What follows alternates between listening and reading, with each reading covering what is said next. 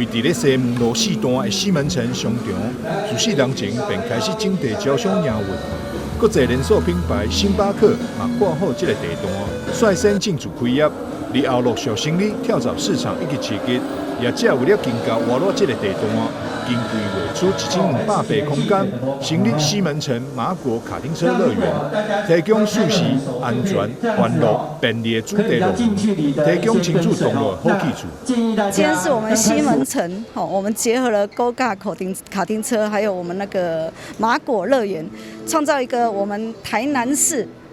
市民可以来这边休闲娱乐，带小朋友来这边玩的地方。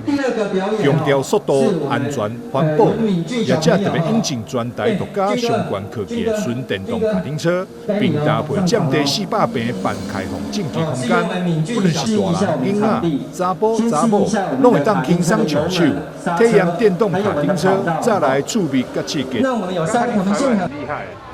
以前有常玩这个吗？有。以前在哪边玩啊？以前是星光三月最楼上幼稚园的时候。我看你玩得很好。所以你那个甩尾要练多久？甩尾就这样开一开就会了。有一种快感。快感？会不会很危险的感觉？还好。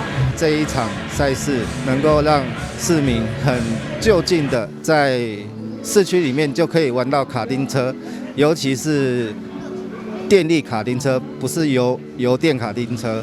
在卡丁车赛道设施方面，引进全台上先进的圈数计时系统，让每一位化身竞赛小车手，拢会当感受到竞赛运动分秒之间的成就感。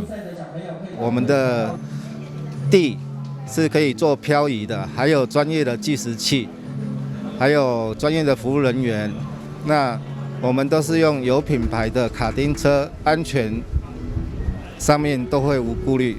西门城商场经理陈秀芬表示，园区内除了竞速卡丁车以外，还有规划全台独家气垫式碰碰车，另外还有热气球嘉年华、纽约摩天轮、疯狂摇滚飞车、皇家旋转木马、蒸汽海盗船等5项亲子同乐设施。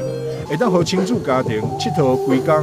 我们台南市民下班就是也没有地方跑，还有6日，那我希望在市区，而且很近，又停车也方便，能在这边让大家带小朋友来这边玩，那才能表现到我们这个城市西门城那个城的意义。